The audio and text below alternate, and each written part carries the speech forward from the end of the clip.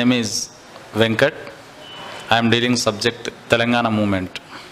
ఈ తెలంగాణ ఉద్యమ చరిత్ర అనేది group 1, group 2, SI, PC, all జిఎస్లో తెలంగాణ స్టేట్ నిర్వహించేటువంటి పోటీ పరీక్షలలో అన్నిట్లో కూడా జనరల్ స్టడీస్గా గ్రూప్ 1లోనైతేనేమో 6th పేపర్ 150 మార్కుల పేపర్గా, గ్రూప్ 2లో 4th పేపర్ 150 మార్కుల పేపర్గా టీఎస్పీఎస్సీ వారు మనకు ఇవ్వడం జరిగింది.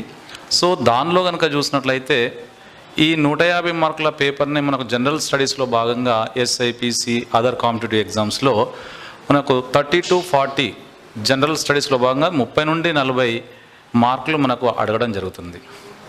వాస్తవంగా తెలంగాణ ఉద్యమ చరిత్ర అనేది మనకు చాలా సులువైనటువంటి సబ్జెక్ట్గా చెప్పుకోవచ్చు. ఇది ఒక స్కోరింగ్ సబ్జెక్ట్గా చెప్పుకోవచ్చు. ఎందుకంటే మన కళ్ళ ముందు జరిగినటువంటి ఉద్యమాన్ని మనం ఈజీగా గుర్తుపెట్టుకోవడానికి అవకాశం ఉంది కాబట్టి దీనిలో ఎక్కువగా స్కోర్ చేసేటువంటి అవకాశం ఉంది. కాబట్టి ఈ తెలంగాణ ఉద్యమ చరిత్ర అనేది కనుక చూసినట్లయితే ముఖ్యంగా ఎక్కడి నుండి అడుగుతారు, ఏ ఏరియా నుండి అడుగుతాడు, సిలబస్ ఏంటి, ఇదంతా కూడా మనం ఈరోజు అనాలిసిస్ చేసుకోవడం జరుగుతుంది. మరి ఇక్కడ మనకు తెలంగాణ ఉద్యమం అనే తెలంగాణ ఉద్యమ చరిత్ర అనగానే చాలామంది విద్యార్థులలో ఎలా ఉంటుంది అంటే అది చాలా క్రిటికల్ సబ్జెక్ట్గా ఫీల్ కావడం జరుగుతుంది. కానీ అలా అవసరం లేదు, చాలా సులువైనటువంటి సబ్జెక్ట్ ఇది.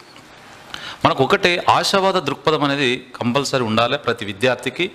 నేను సాధించగలుగుతా అనేటువంటి నమ్మకం కనుక ఉన్నట్లయితే ప్రతి ఒక్కరం కూడా మనము అనేక మార్కులు సాధించి, ఎక్కువ మార్కులు సాధించి జాబ్ కొట్టడానికి అవకాశం ఉంటుంది. సో మరి తెలంగాణ ఉద్యమ చరిత్రలో భాగంగా కనుక చూసినట్లయితే ఈరోజు మనము సిలబస్ అనాలిసిస్ చేద్దాం. సిలబస్ అనేది ఏంటి, అసలు ఆ సిలబస్ నుంచి ఎక్కడి నుండి వస్తుంది, ఆ సిలబస్ అనేది ఎన్ని దశలుగా ఉంటుంది, మనకు ఎన్ని దశలుగా విభజించడం జరిగింది అనేది మనం చూస్తాం. ఇందులో ఫస్ట్ తెలంగాణ ఉద్యమ చరిత్ర, ఇది గ్రూప్ 1 6th పేపర్, తర్వాత గ్రూప్ 2 4th పేపర్, రెండు సేమ్ సిలబస్. కాబట్టి ఇక్కడ సిలబస్ కనుక చూసినట్లయితే ముఖ్యంగా ఫస్ట్ తెలంగాణ ఉద్యమ చరిత్రలో ఫస్ట్ దశ తెలంగాణ భావన దశ. సో తెలంగాణ భావన అనేది మొదటి దశ చెప్పుకోవచ్చు. మరి ఈ తెలంగాణ భావన దశ అనేది ఎక్కడి నుండి ఉంటుంది? మనకు తెలంగాణ భావన దశ కనుక చూసినట్లయితే 1948 నుంచి కనుక చూస్తే 1970 వరకు. రెండవది కనుక చూసినట్లయితే ఈ తెలంగాణ భావన దశ, తర్వాత రెండవది సమీకరణ దశ అని చెప్పుకోవచ్చు. సో మరి ఇక్కడ ఈ సమీకరణ దశ కనుక చూసినట్లయితే 1971 నుండి 1990 వరకు. తర్వాత మూడో దశ కనుక చూసినట్లయితే తెలంగాణ రాష్ట్ర ఏర్పాటు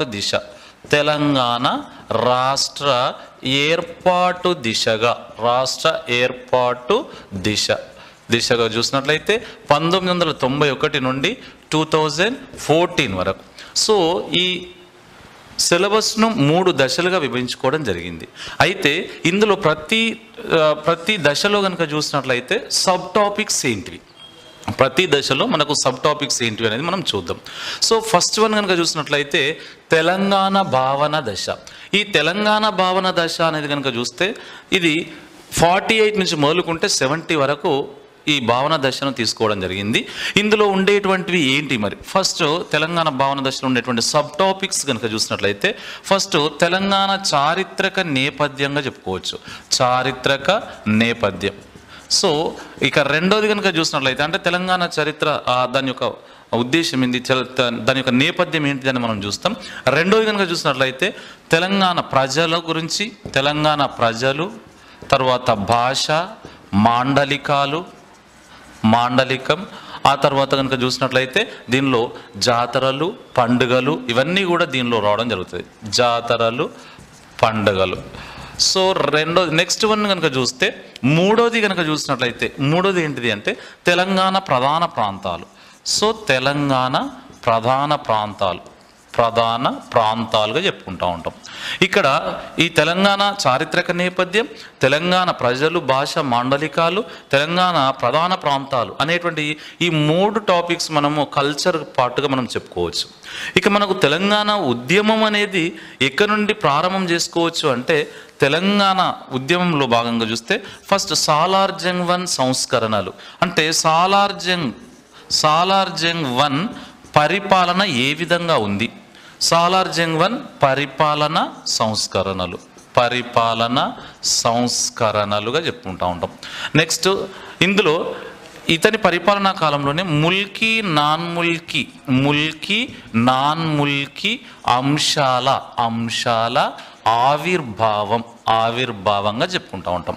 రైట్.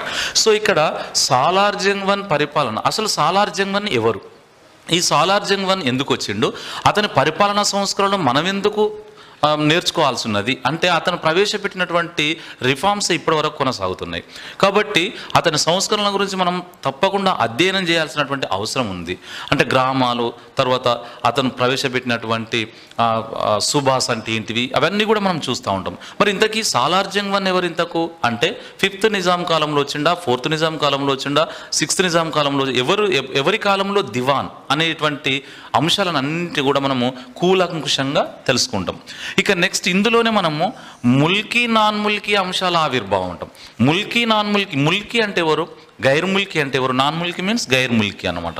మరి ఇక్కడ ముల్కీ అంటే లోకల్ క్యాండిడేట్స్ అని అర్థం. ముల్కీ నాన్ ముల్కీ అంశాల ఆవిర్భావం ఎందుకు వచ్చింది, అసలు ఆ ముల్కీ అంటే లోకల్ క్యాండిడేట్స్ ఎందుకు ఉద్యమాన్ని చేపట్టాల్సి వచ్చింది, ఆ ఉద్యమం చేపట్టడానికి గల కారణాలు ఏంటివి, నాన్ ముల్కీలు ఎందుకు ఇక్కడికి రావాల్సి వచ్చింది, హైదరాబాద్ ప్రాంతానికి ఎందుకు రావాల్సి వచ్చింది, ఉద్యోగాల కోసం వచ్చిండ్రు, మరి ఆ ఉద్యోగాలు ముల్కీలకు దక్కకుండా పోయినాయి. అలాంటి అన్నీ కూడా మనము ఎవరి కాలం నుండి చూస్తాము అంటే, ఈ సాలార్ జంగ్ 1 పరిపాలనా కాలం నుండే చూస్తూ ఉంటాం అన్నమాట. సో ఇది సాలార్ జంగ్ 1 పరిపాలన సంస్కరణలు, ముల్కీ నాన్ ముల్కీ అంశాల ఆవిర్భావం చెప్పవచ్చు. ఇక నెక్స్ట్ 5th వన్ కనుక చూసినట్లయితే, 5వది మీర్ ఉస్మాన్ అలీ ఖాన్ లేదైతే 7th నిజాం అని కూడా పిలుస్తూ ఉంటాం. మీర్ ఉస్మాన్ అలీ ఖాన్ హయాంలో civil services rules, 7th Nizam కాలంలో సివిల్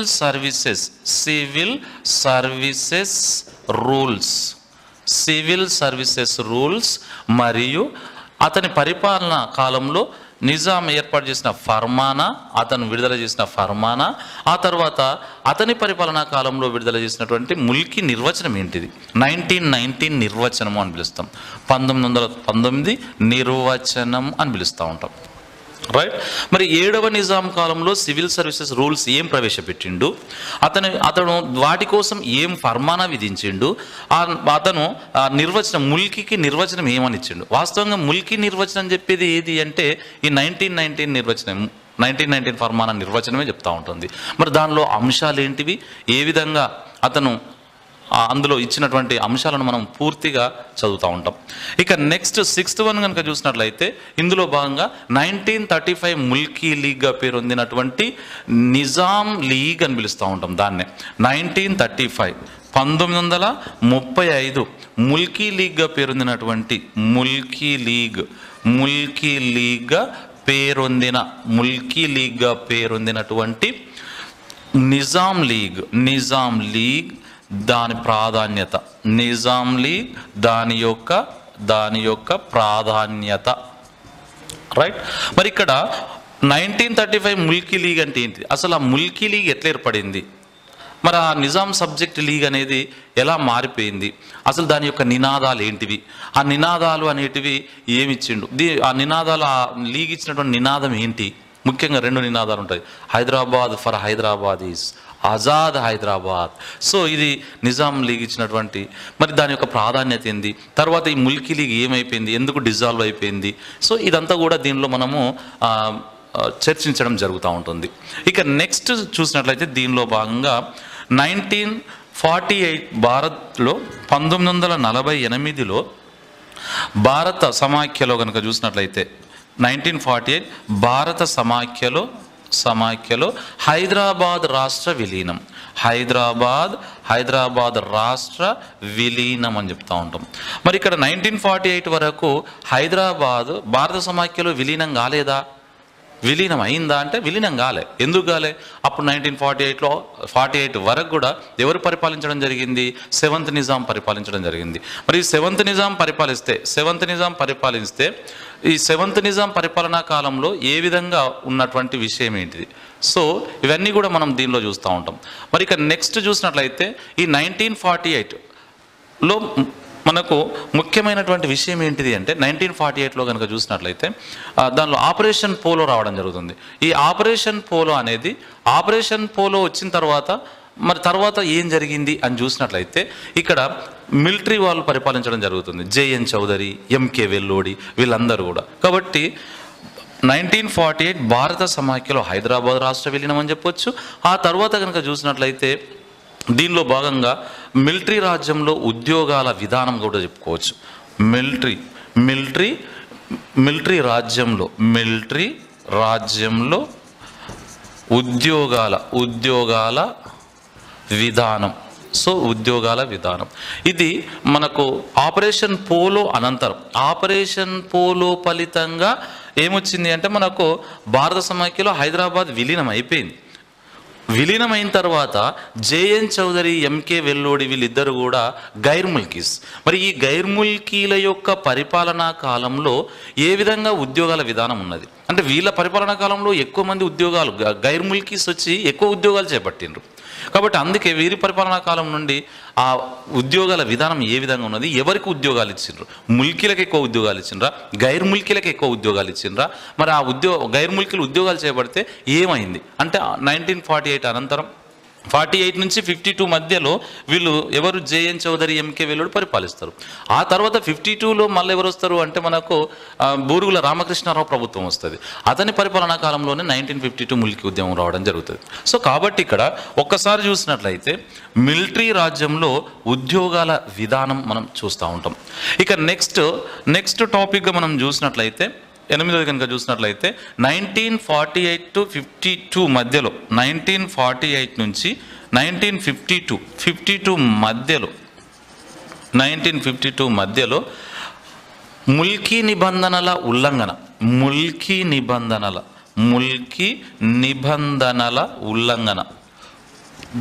ఉల్లంఘన అని చూస్తూ ఉంటాం. తర్వాత దాని యొక్క పర్యావసనాలు ఏంటి, మరి వాటి పర్యావసనాలు. సో ఇది మనకు నెక్స్ట్ టాపిక్గా చూస్తాం. నెక్స్ట్ 9th టాపిక్ కనుక చూసినట్లయితే 9ది కనుక చూసినట్లయితే దీనిలో మనం ఇంకేం చూస్తామంటే బూరుగుల రామకృష్ణారావు యొక్క ప్రభుత్వం. కాబట్టి 1952లో బూరుగుల రామకృష్ణారావు ప్రభుత్వం. తర్వాత మంత్రివర్గం ఏర్పాటు. అతని పరిపాలనా కాలంలో ఎవరెవరు మంత్రులు ఉన్నారు, ఏ పదవి స్వీకరించడం జరిగింది, వాళ్ళు ఏ నియోజకవర్గం నుండి గెలుపొందారు, అదంతా కూడా మనం దీనిలో చూస్తూ ఉంటాం. బూరుగుల ప్రభుత్వం, తర్వాత మంత్రివర్గం ఏర్పాటు. సో ఇది మనకు 9th టాపిక్ మనం ఇందులో చూస్తాం. ఇక నెక్స్ట్ ఇతని పరిపాలనా కాలంలోనే బూరుగుల రామకృష్ణారావు ప్రభుత్వంలో ఏమొచ్చింది అంటే 1952 ముల్కీ ఉద్యమం వచ్చింది. ఎందుకు వచ్చింది అనేది మనం చూస్తూ ఉంటాం. సో 10th టాపిక్గా 1952 ముల్కీ ఆందోళన. 1952 ముల్కీ ఆందోళన. తర్వాత సిటీ కాలేజ్ సంఘటన. దీనిలోనే సిటీ కాలేజ్ ప్రాంతంలో కాల్పులు జరుగుతూ ఉంటాయి. ఆ కాల్పులలో చనిపోయినటువంటి వ్యక్తులు అక్కడ 4 చనిపోతూ ఉంటారు. ఆ తర్వాత చాలామంది 147 మంది గాయపడడం జరుగుతుంది. అదంతా కూడా ఇందులో మనం చూస్తూ ఉంటాం. సో కాబట్టి 1952 ముల్కీ ఆందోళన అని చెప్తాం. తర్వాత సిటీ కాలేజ్ సంఘటన.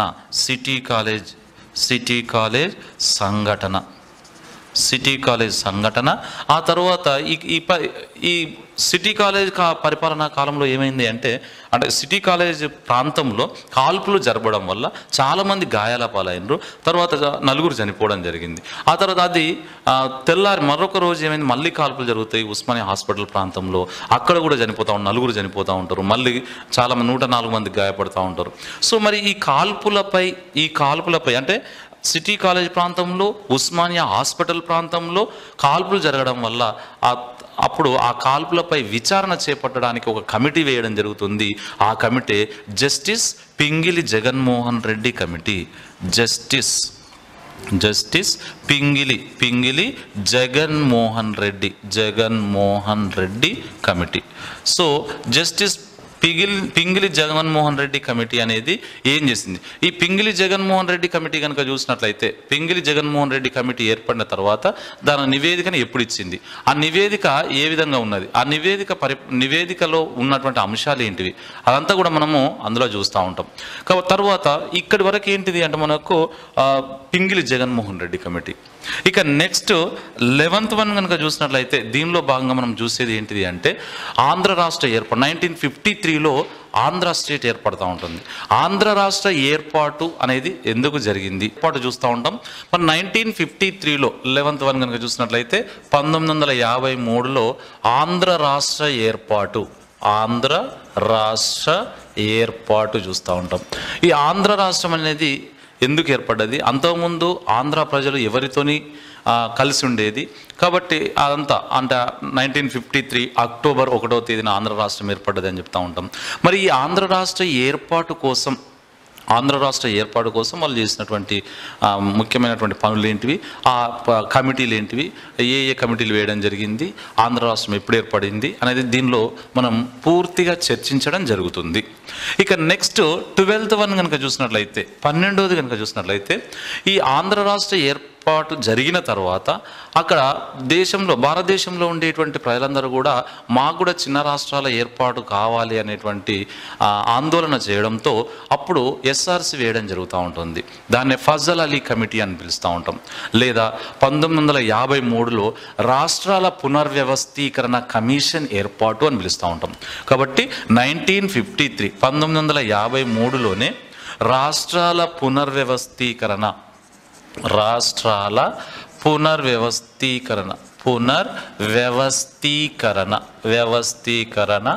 కమిషన్ ఏర్పాటు అని చెప్తా ఉంటాం.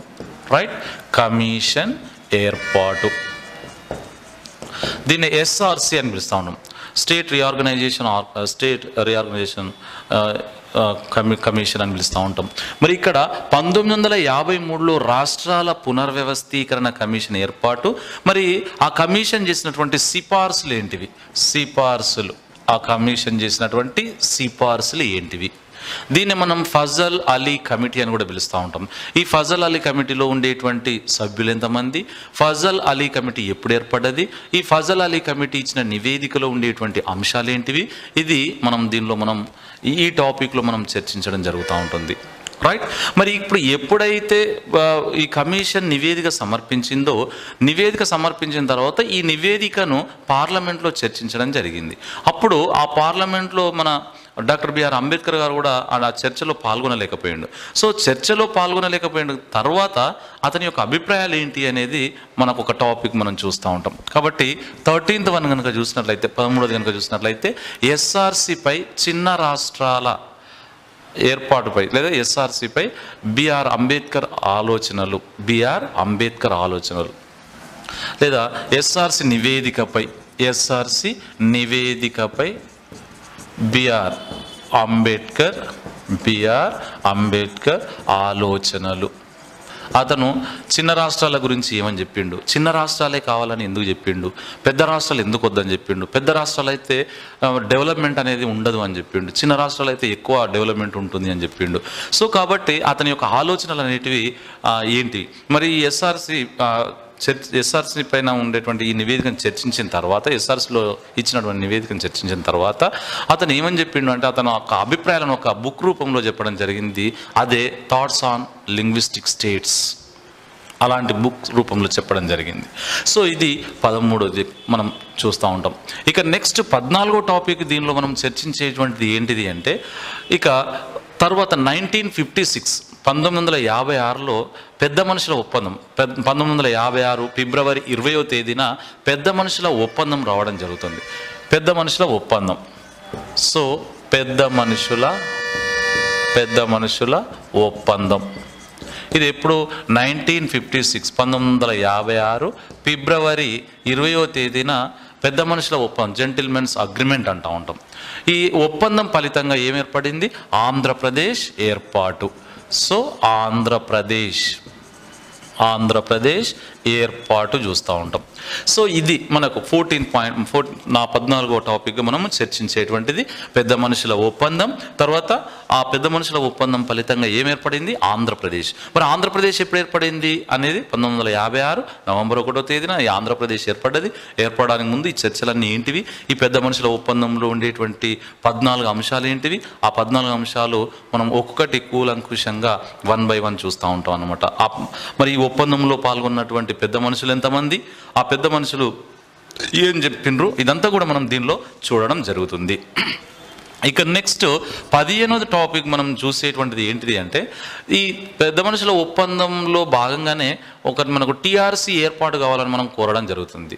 మరి ఆ టీఆర్సీ ఏర్పాటు ఏ విధంగా ఏర్పడింది? కాబట్టి తెలంగాణ ప్రాంతీయ కమిటీ కూర్పు, విధులు, పనితీరు.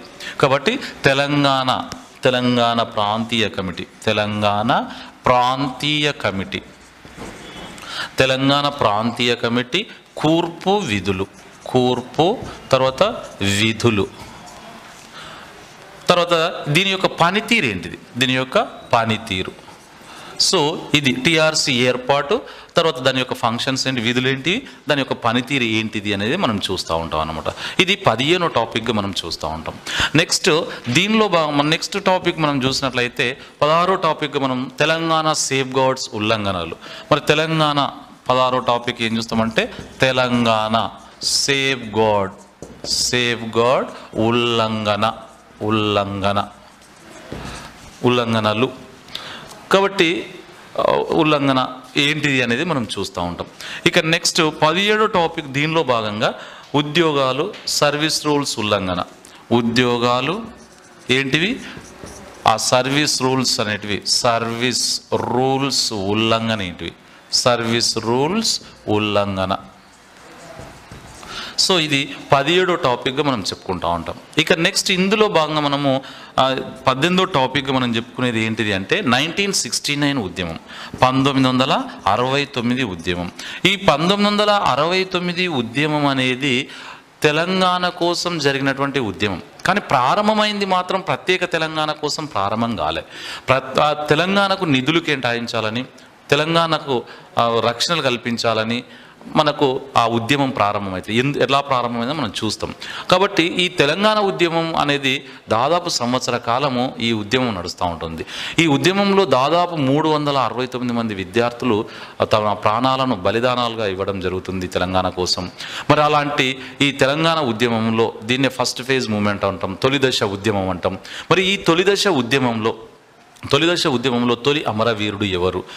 అతను ఎప్పుడు చనిపోయిండు? తొలి అమరవీరుడు శంకర్. మరి ఎప్పుడు చనిపోయిండు? 1969 జనవరి 24వ తారీఖు కాల్పులు జరుగుతాయి. 25వ తారీఖు అతను ప్రాణాలు వదలడం జరుగుతుంటుంది.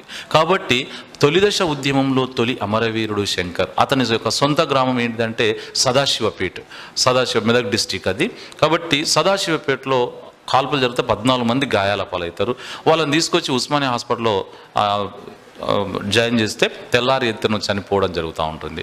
మరి అలాంటిదంతా కూడా ఈ ఉద్యమంలో చూస్తూ ఉంటాం. జనవరి నుండి మొదలుకుంటే డిసెంబర్ వరకు జరిగినటువంటి ప్రతి అంశాన్ని మనం కూలంకుషంగా చూస్తూ ఉంటాం అన్నమాట. సో ఇది 1969 ఉద్యమంగా మనం చూస్తాం. దీనిలో భాగంగానే ఏం ఏర్పడుతూ ఉంటుంది? టీపీఎస్ ఏర్పడుతూ ఉంటుంది, తెలంగాణ ప్రజా సమితి అనేటువంటి ఉద్యమ పార్టీ ఏర్పడుతూ ఉంటుంది. విద్యార్థులు ఏర్పాటు చేసినటువంటి ఉద్యమ పార్టీ. ఎప్పుడు ఏర్పడ్డది? ఎవరు ఏర్పాటు చేసిండ్రు? దీనికి తొలి అధ్యక్షుడు ఎవరు? ఎంతమంది అధ్యక్షులు పనిచేయడం జరిగింది? ఇదంతా కూడా మనము దీనిలో చూస్తూ ఉంటాం. ఇక నెక్స్ట్ టీపీఎస్ ఏర్పాటు చూస్తాం. తర్వాత నెక్స్ట్ దీనిలో భాగంగానే జీవో నంబర్ 36 అనేది ఎలా వస్తుంది? ఎవరు విడుదల చేస్తున్నారు? అప్పటి ముఖ్యమంత్రి ఎవరు? అతను ఆ అఖిలపక్ష సమావేశం ఎప్పుడు ఏర్పాటు చేసిండ్రు? ఆ సమావేశం ఏర్పాటు చేసి అతను ఈ 36 జీవో విడుదల చేసిండ్రు. ఈ 36 జీవో విడుదల అంటే 36 జీవో యొక్క ముఖ్య ఉద్దేశం ఏంటి? అసలు ఏంటి దీనిలో ఉన్నటువంటి అంశాలు ఏంటివి మనం చూస్తూ ఉంటాం. ఇక తర్వాత ఈ ఉద్యమాన్ని అణచడం కోసం ఏం చేస్తూ ఉంటారంటే 8 సూత్రాల ప్రకటన. సో ఈ 8 సూత్రాల ప్రకటన అనేది ఎప్పుడు వేయడం జరిగింది, 8 సూత్రాల ప్రకటన అనేది ఎవరు విడుదల చేసిండ్రు, ఈ 8 సూత్రాల ప్రకటన విడుదల చేయడానికి గల కారణం ఏంది, అసలు ఎవరు విడుదల చేసిందని మనం చూస్తూ ఉంటాం. ఇక నెక్స్ట్ దీనిలో తర్వాత కనుక చూసినట్లయితే మనకు 5 సూత్రాల పథకం, 5 సూత్రాల పథకం 19వ టాపిక్గా మనం ఏం చూస్తూ ఉంటాం అంటే 5 సూత్రాల పథకం చూస్తూ ఉంటాం. 5 సూత్రాల పథకం. ఇక నెక్స్ట్ దీనిలో లాస్ట్ టాపిక్, ఫస్ట్ దశలో లాస్ట్ టాపిక్గా కోస్తాంధ్ర ప్రాంతం నుండి వలసలు, కోస్తాంధ్ర ప్రాంతం, కోస్తాంధ్ర ప్రాంత వలసలు. సో ఇవి ఇన్ని టాపిక్స్ మనము దాదాపు ఫస్ట్ దశలోనే చూస్తూ ఉంటాం, భావన దశలో. ఇక రెండో దశ కనుక చూసినట్లయితే మనకు రెండో దశలో భాగంగా కనుక చూసినట్లయితే సమీకరణ దశ. రెండో దశ ఏంటిది అంటే మనకు సమీకరణ దశ రావడం జరుగుతుంది. మరి ఈ సమీకరణ దశలో భాగంగా ఉండేటువంటి టాపిక్స్ ఏంటివి? సమీకరణ దశ ఎప్పటి నుండి ఎప్పటి వరకు అనుకున్నాం మనం?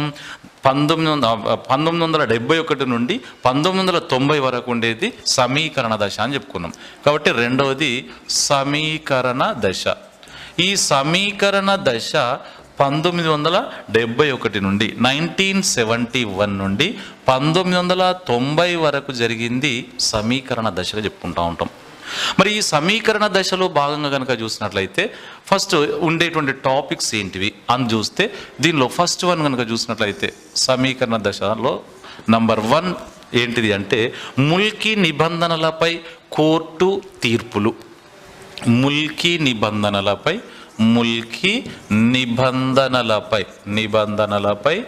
కోర్టు తీర్పులు. ముల్కీ అంశం అంటే ఆ ముల్కీ నిబంధనల మీద హైకోర్టు ఏమిచ్చింది, సుప్రీంకోర్టు ఏమిచ్చింది, వాటి యొక్క తీర్పులు చూస్తూ ఉంటాం. ఆ తర్వాత నెక్స్ట్ దీనిలో భాగంగా జై ఆంధ్ర ఉద్యమం చూస్తాం. జై ఆంధ్ర ఉద్యమం.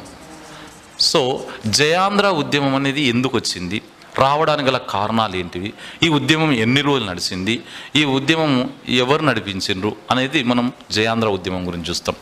నెక్స్ట్ థర్డ్ వన్ కనుక చూసినట్లయితే, మూడోది కనుక చూసినట్లయితే 1973లో 6 సూత్రాల పథకం. ఇక్కడ 69 ఉద్యమాన్ని అణచివేయడానికి శ్రీమతి ఇందిరాగాంధీ గారు 8 సూత్రాల ప్రకటన చేసింది. ఇక్కడ జయాంధ్ర ఉద్యమాన్ని అణచివేయడానికి 6 సూత్రాల పథకం అమలు చేసింది. సో కాబట్టి 1973లో 6 సూత్రాల పథకం దానిలో ఉండేటువంటి అంశాలు ఏంటివో చూద్దాం. 73లో 6 సూత్రాల పథకం తర్వాత దానిలో ఉండేటువంటి అంశాలు ఇవి మనం చూస్తూ ఉంటాం. సో ఇది థర్డ్ టాపిక్గా చూస్తూ ఉంటాం. ఇక ఫోర్త్ టాపిక్గా మనం చూసేది ఏంటి అంటే దీనిలో article 371D, article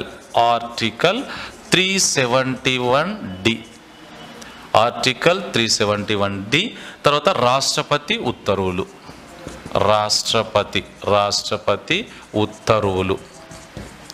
so article 371D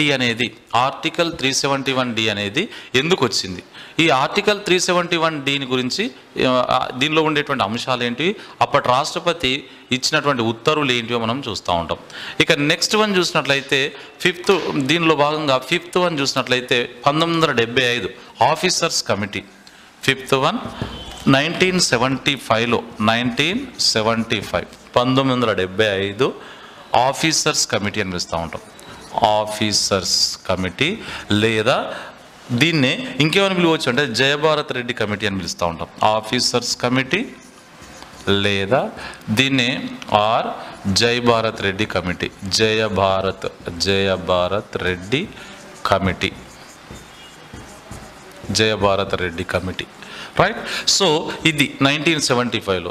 ఆ తర్వాత నెక్స్ట్ ఏం చూస్తూ ఉంటామంటే 610 GO, 610 GO number 610 GO.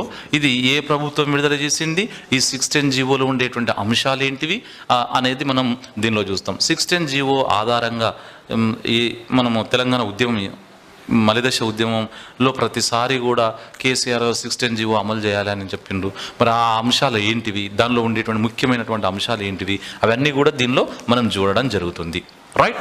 Next 7th one కనుక చూసినట్లయితే 7వది నక్సలైట్ ఉద్యమంగా చూస్తాం.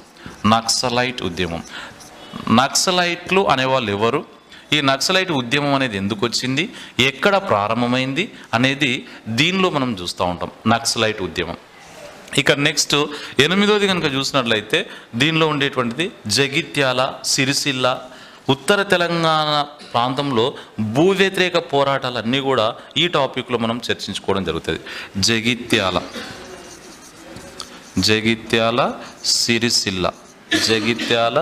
సిరిసిల్ల, ఉత్తర తెలంగాణ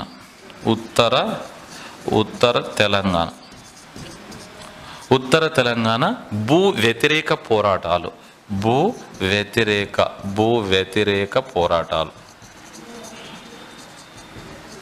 సో ఇది 8వ టాపిక్గా మనం చూస్తూ ఉంటాం.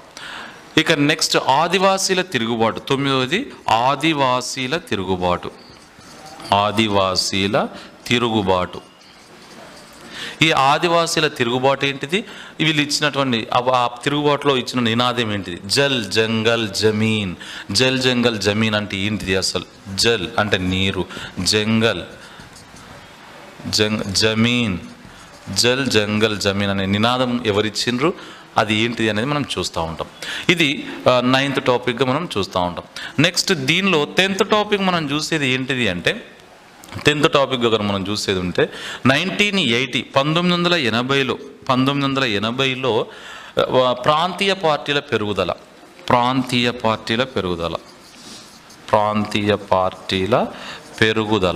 సో ఈ ప్రాంతీయ పార్టీలు అనేటివి ఏమి ఉద్భవించినవి, అవి ఎందుకు ఉద్భవించడానికి కారణం ఏంది అనేది ఇందులో చూస్తూ ఉంటాం. నెక్స్ట్ 11th టాపిక్గా మనం చూసేది ఏంటంటే రియల్ ఎస్టేట్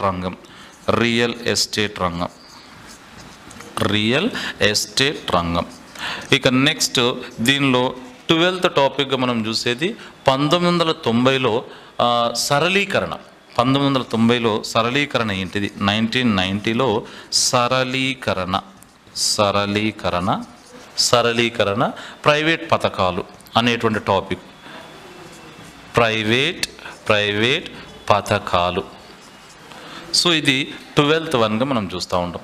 ఇక నెక్స్ట్ 13th వన్ చూసినట్లయితే 13వది కనుక చూసినట్లయితే 13వది వ్యవసాయ రంగంలో సంక్షోభం ఏంటి, అప్పుడు వ్యవసాయ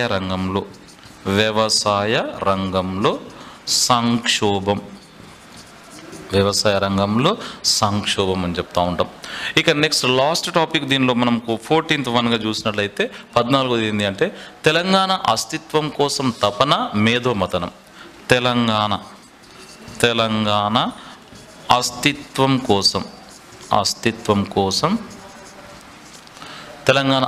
కోసం తపన మేధోమథనం. సో ఇది మనకు సెకండ్ అంటే 2వ దశలో సమీకరణ దశలో భాగంగా ఉండేటువంటి టాపిక్స్గా మనం చెప్పుకోవచ్చు. రైట్, ముల్కీ నిబంధనలపై కోర్టు తీర్పులు ఏంటివి, జయాంధ్ర ఉద్యమం ఎందుకు వచ్చింది, 1973లో 6 సూత్రాల పథకం ఎవరు అమలు చేసిండ్రు, ఆ పథకంలో ఉండేటువంటి అంశాలు ఏంటివి, ఆర్టికల్ 371D ఏంటిది, అప్పటి రాష్ట్రపతి ఇచ్చినటువంటి ఉత్తర్వులు ఏంటివి, తర్వాత 1975లో ఆఫీసర్స్ కమిటీ లేదా దాన్నే ఆఫీసర్స్ కమిటీ అని ఎందుకంటారు అంటే దానిలో అందరూ IPS ఆఫీసర్స్ ఉన్నారు కాబట్టి వాళ్ళని ఆఫీసర్స్ కమిటీ అని చెప్తూ ఉంటాం. తర్వాత 16 జీవో నక్సలైట్ ఉద్యమం, జగిత్యాల సిరిసిల్ల ఉత్తర తెలంగాణ భూ వ్యతిరేక పోరాటాలు, ఆదివాసుల తిరుగుబాటు, ఆ తిరుగుబాటులో ఇచ్చినటువంటి నినాదం, తర్వాత 1980లో ప్రాంతీయ పార్టీల పెరుగుదల ఎందుకు వచ్చింది, రియల్ ఎస్టేట్ రంగం ఏంటిది, తర్వాత 1990లో సరళీకరణ ప్రైవేట్ పథకాలు ఏంటివి, తర్వాత వ్యవసాయ రంగంలో సంక్షోభం ఎందుకు వచ్చింది, అప్పుడు తర్వాత తెలంగాణ అస్తిత్వం కోసం మేధోమథనం ఏంటిది అనేది మనం చూస్తూ ఉంటాం. సో ఇది మనకు సెకండ్ ఉన్నది. ఇక నెక్స్ట్ మూడవ దశగా మనం చెప్పుకుంటూ ఉంటాం. నెక్స్ట్ మూడవ దశ మనం చూసినట్లయితే తెలంగాణ రాష్ట్ర ఆవిర్భావం దిశగా మనం చూస్తూ ఉంటాం. ఆ ఆవిర్భావం దిశగా జరిగినటువంటి ఉద్యమం ఏంటిది అనేది మనం చూస్తాం. కాబట్టి మూడోది కనుక చూసినట్లయితే మూడో దశ తెలంగాణ రాష్ట్ర ఆవిర్భావం దిశగా, తెలంగాణ రాష్ట్ర ఆవిర్భావం దిశగా ఇది ఎప్పటి నుండి ఎప్పటి వరకు జరిగింది?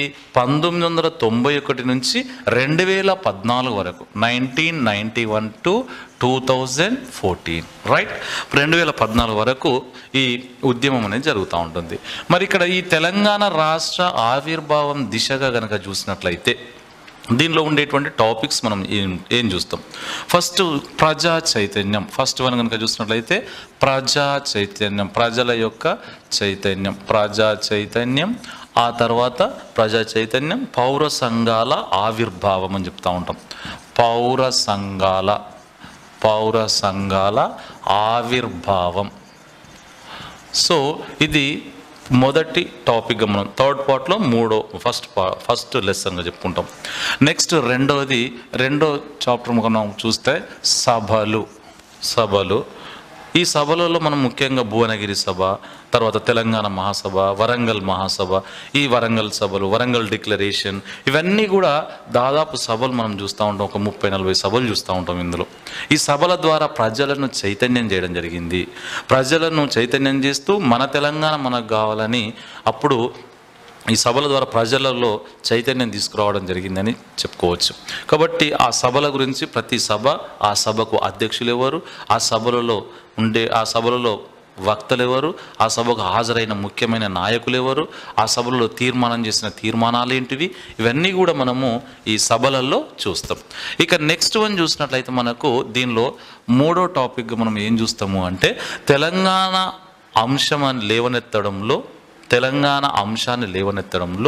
తెలంగాణ కాంగ్రెస్ మరియు భాజపాల యొక్క ప్రయత్నాలు ఏంటి, అంటే భారతీయ జనతా పార్టీ యొక్క ప్రయత్నాలు ఏంటివి అని మనం చూస్తాం. కాబట్టి థర్డ్ వన్ కనుక చూసినట్లయితే తెలంగాణ అంశం లేవనెత్తడంలో తెలంగాణ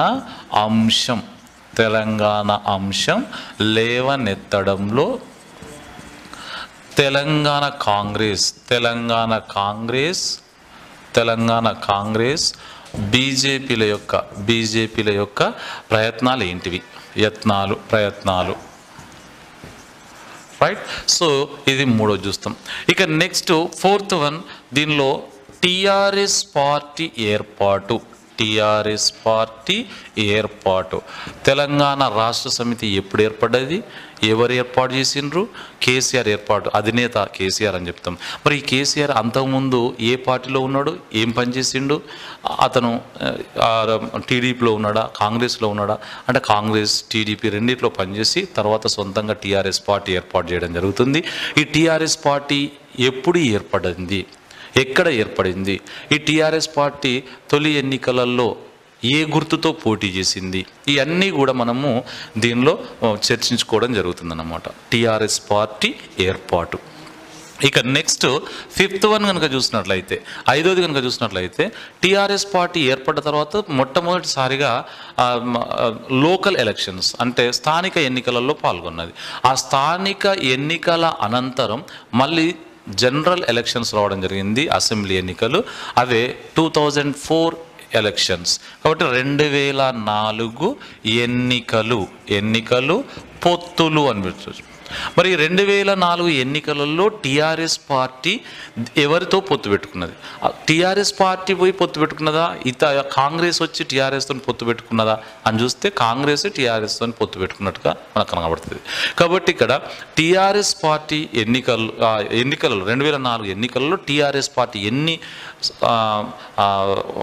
ఎమ్మెల్యే సీట్లు సాధించడం జరిగింది, ఎంపీ సీట్లు ఎన్ని సాధించడం జరిగింది, అదంతా కూడా మనము ఈ 2004 ఎన్నికల్లో మనం చూస్తాం, ఈ టాపిక్లో చూస్తూ ఉంటాం. ఆ తర్వాత నెక్స్ట్ దీనిలో గిర్గ్లానీ కమిటీ ఏర్పాటు, గిర్గ్లానీ కమిటీ ఏర్పాటు జరుగుతుంది. తర్వాత ఇంకా ప్రణబ్ ముఖర్జీ కమిటీ చూస్తూ ఉంటాం. Pranab Mukherjee committee. So Pranab Mukherjee committee ఏర్పాటు, ఈ ప్రణబ్ ముఖర్జీ కమిటీ చూస్తాం, గిర్గ్లానీ కమిటీ, ఇవన్నీ కూడా మనం దీనిలో చూస్తూ ఉంటాం. నెక్స్ట్ సెవెంత్ వన్ కనుక చూసినట్లయితే ఏడవది 2009 ఎన్నికలు పొత్తులు. 2009 ఎన్నికలు పొత్తులు, రైట్. మరి ఇక్కడ 2004లో ఈ ఎన్నికలలో ఎవరితో పొత్తు పెట్టుకున్నది? టీఆర్ఎస్ పార్టీ అంటే కాంగ్రెస్తోని. తర్వాత మరి 2009 ఎన్నికలు దేనితో పొత్తు పెట్టుకున్నది? టీడీపీతో పొత్తు పెట్టుకున్నది. మరి ఇప్పుడు ఎన్ని అసెంబ్లీ సీట్లు సాధించింది? 2004లో ఎన్ని సీట్లు సాధించింది? దిస్ కంపారిజన్ చేస్తూ మనం చెప్పుకుంటూ ఉంటాం అన్నమాట. రైట్. సో ఇది 7th topic. Next 8th topic కనుక చూసినట్లయితే హైదరాబాద్ ఫ్రీ జోన్ వ్యతిరేక పోరాటంగా మనం చూస్తూ ఉంటాం. మరి హైదరాబాద్ ఫ్రీ జోన్ అని సుప్రీంకోర్టు తీర్పు ఎందుకు ఇచ్చింది?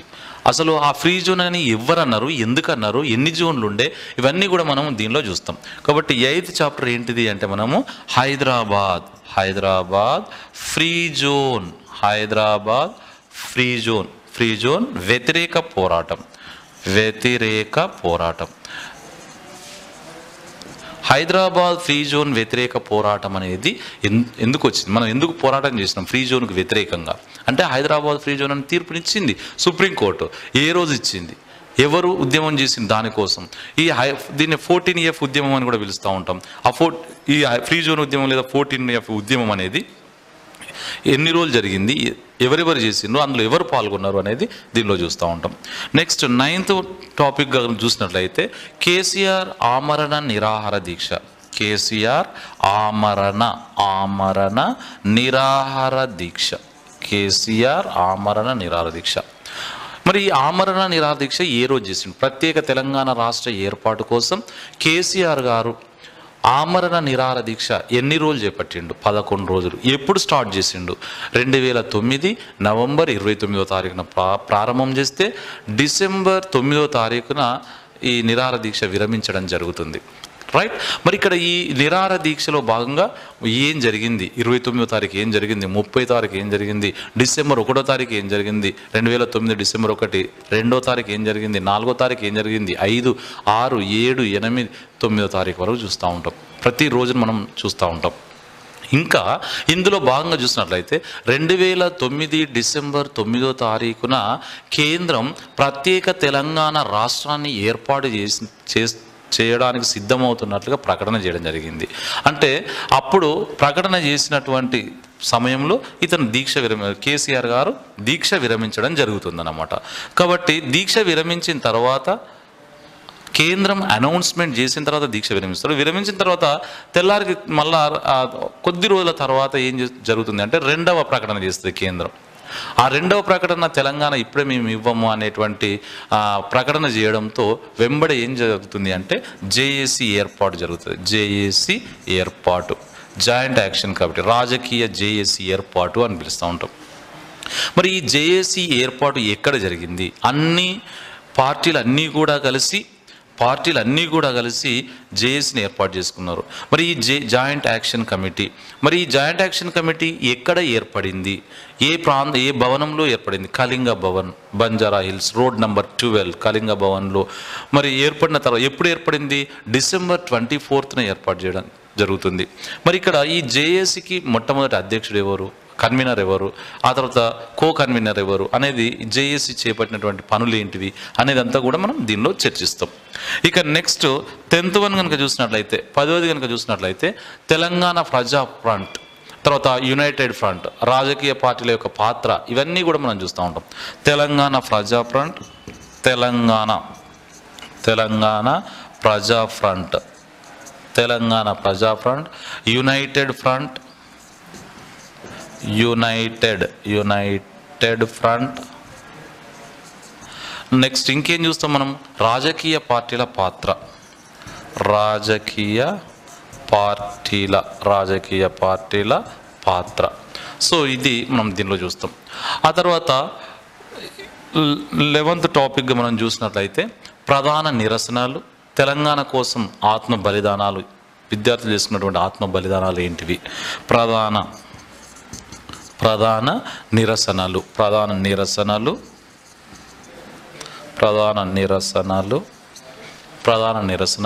తెలంగాణ కోసం ఆత్మ బలిదానాలు, తెలంగాణ కోసం ఆత్మ బలిదానాలు. మరి ఇక్కడ తెలంగాణ కోసం ఆత్మ బలిదానం చేసుకున్నటువంటి వ్యక్తులు ఎవరు? ఈ తెలంగాణ కోసం ఆత్మ బలిదానం అనేది మొట్టమొదటి ఎవరు చేసుకోవడం జరిగింది? మలిదశ ఉద్యమంలో తొలి అమరవీరుడు ఎవరు? అదంతా కూడా మనము దీనిలో చర్చించడం జరుగుతుంది అన్నమాట. ఇక నెక్స్ట్ వన్ కనుక చూసినట్లయితే దీనిలో భాగంగా మనం ఏం చూస్తామంటే తెలంగాణలో సాంస్కృతిక పునరుజ్జీవనం. తెలంగాణలో సాంస్కృతిక పునరుజ్జీవనం. తెలంగాణలో సాంస్కృతిక పునరుజ్జీవనం. రైట్. సో ఇది 12వది. ఇక నెక్స్ట్ 13వది కనుక చూసినట్లయితే ఈ పోరాటాన్ని, మలిదశ ఉద్యమాన్ని ప్రజా ఉద్యమంగా మార్చడంలో ప్రముఖమైనటువంటి వ్యక్తులు, రచయితలు, కవులు, గాయకులు, విద్యార్థులు అందరూ కూడా, ప్రజలు, వీళ్ళందరూ కూడా వీరి యొక్క ప్రాముఖ్యత ఏంటిదో మనం చూస్తూ ఉంటాం. కాబట్టి పోరాటాన్ని 13వది ఏంటిదంటే పోరాటాన్ని ప్రజా ఉద్యమంగా మార్చడంలో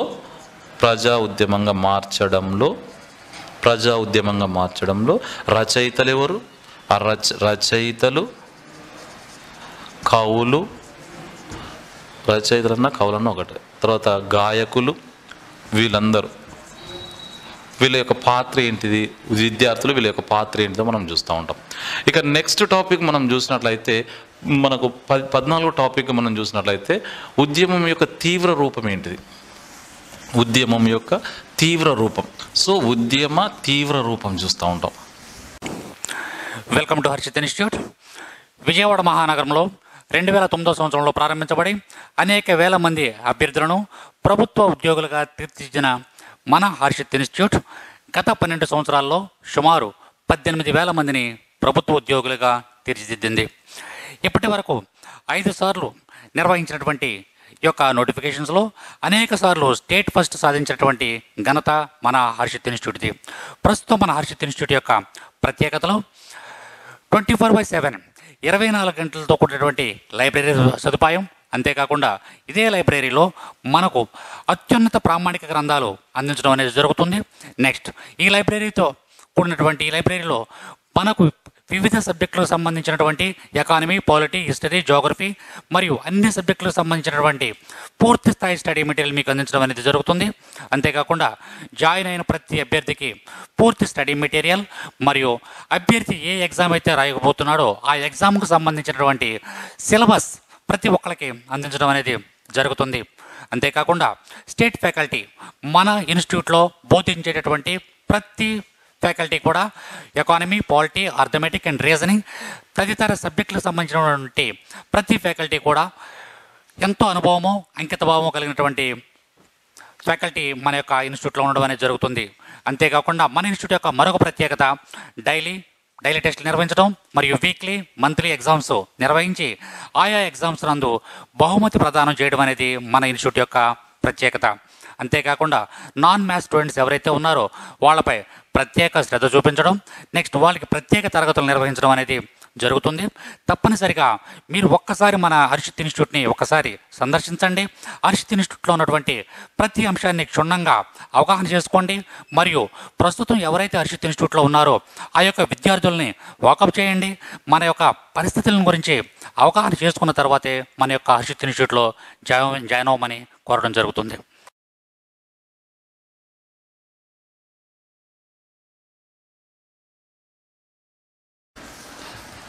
14వది ఉద్యమ తీవ్ర రూపం. ఉద్యమ తీవ్ర రూపం చూస్తూ ఉంటాం. ఉద్యమ తీవ్ర రూపం సకల జనుల సమ్మె, సహాయ నిరాకరణోద్యమం. సకల జనుల సమ్మె, సహాయ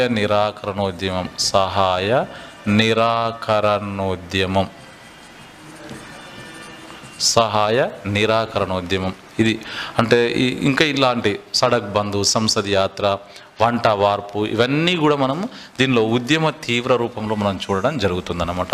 14th one. Next 15th one కనుక చూసినట్లయితే 15వది కనుక చూసినట్లయితే పార్లమెంటరీ ప్రక్రియ. పార్లమెంటరీ పార్లమెంటరీ ప్రక్రియ చూస్తూ ఉంటాం. నెక్స్ట్ 16వది Srikrishna committee. Srikrishna committee. Srikrishna committee ఎప్పుడు ఏర్పడ్డది, శ్రీకృష్ణ కమిటీలో ఉండేటువంటి సభ్యులు ఎంతమంది, తర్వాత శ్రీకృష్ణ కమిటీ ఇచ్చినటువంటి నివేదికలో ఉండే అధ్యాయాలన్నీ, శ్రీకృష్ణ కమిటీ ఇచ్చిన నివేదికలో ఎన్నవ అధ్యాయాన్ని చీకటి అధ్యాయం అంటారు. ఇదంతా కూడా మరి ఏం చెప్పింది తెలంగాణ కోసం అనేది శ్రీకృష్ణ కమిటీ గురించి మనం చూస్తూ ఉంటాం. ఆ తర్వాత 17వది అసెంబ్లీ తర్వాత పార్లమెంటరీ వ్యవహారాలు. అసెంబ్లీ పార్లమెంటరీ వ్యవహారాలు. అసెంబ్లీ పార్లమెంటరీ వ్యవహారాలుగా చెప్పుకుంటాం. నెక్స్ట్ 18వది కనుక చూసినట్లయితే ఇందులో మనము ఏపీ ఆంధ్రప్రదేశ్, అప్పుడు ఉమ్మడి ఆంధ్రప్రదేశ్ ఉన్నది కాబట్టి ఆ ఏపీ పునర్వ్యవస్థీకరణ చట్టం చూస్తూ ఉంటాం. ఏపీ పునర్వ్యవస్థీకరణ చట్టం. పునర్వ్యవస్థీకరణ చట్టం చూస్తూ ఉంటాం. నెక్స్ట్ దీనిలో 19వ టాపిక్గా మనం చూసినట్లయితే 2014 ఎన్నికలు. 2014 ఎన్నికలు. ఈ ఎన్నికలలో ఏ పార్టీకి ఎన్ని సీట్లు వచ్చినాయో చూస్తూ ఉంటాం. తర్వాత ఎన్నికలు తెరాస విజయం, తెలంగాణ రాష్ట్ర సమితి విజయం. సో ఇది చూస్తాం. లాస్ట్ వన్ చూసినట్లయితే ఇక్కడ తెలంగాణ తొలి ప్రభుత్వం ఎవరు, తెలంగాణ తొలి ప్రభుత్వం.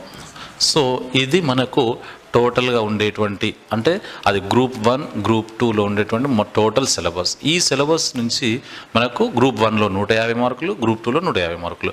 అదర్ SIPC తర్వాత అదర్ కాంపిటేటివ్ ఎగ్జామ్స్ వాటిలో భాగంగా జనరల్ స్టడీస్లో భాగంగా మనకు 30 నుండి 40 మార్కులు రావడం జరుగుతుంది.